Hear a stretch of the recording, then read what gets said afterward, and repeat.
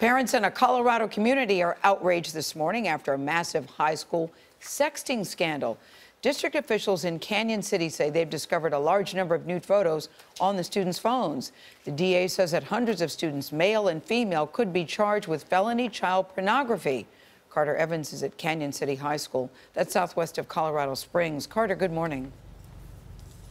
Good morning. The school district says an equal number of boys and girls were involved in the sexting scandal, some as young as 8th grade. Now, it's forced the varsity football team to cancel its final game this weekend. It's also forcing parents and administrators to reevaluate how they monitor teens in a high-tech world.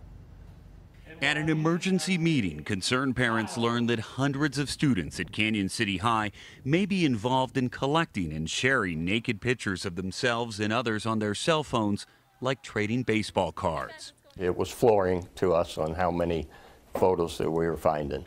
School administrators started investigating on Monday after they got an anonymous tip. They started inspecting phones that were turned over voluntarily and uncovered hundreds of explicit photos of students.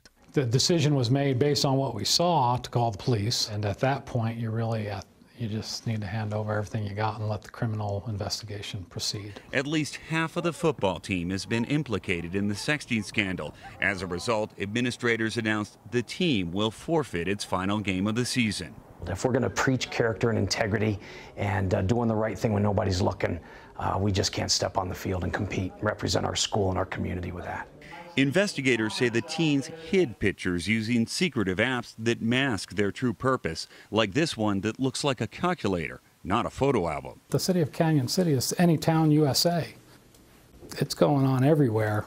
According to a 2014 study, 28% of teens surveyed had used social media to send naked pictures of themselves to another person.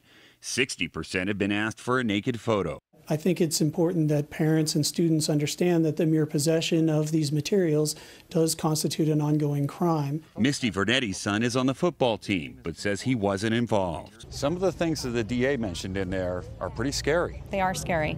They are scary. They could affect some of these boys' lives for the rest of their lives. The district attorney says it's a school-wide issue and that hundreds of students, both boys and girls, could face felony charges. I hope not. And I'm confident in the system and the people that are involved in the system that we can achieve the right outcome in these cases, somewhat regardless of what the laws are. Authorities say they're going to evaluate each incident on a case-by-case basis to make sure appropriate charges are filed. But in a strange twist, because some of these students are minors taking pictures of themselves, some offenders could be victims of their own crimes. Christine? Carter Evans, thank you. These apps, yeah, it's so worrisome. I was going to say it's so distressing. I think that mother raises a good point. It could follow you for the rest of your life, and they're not thinking about that. No, they don't see that. It's there forever.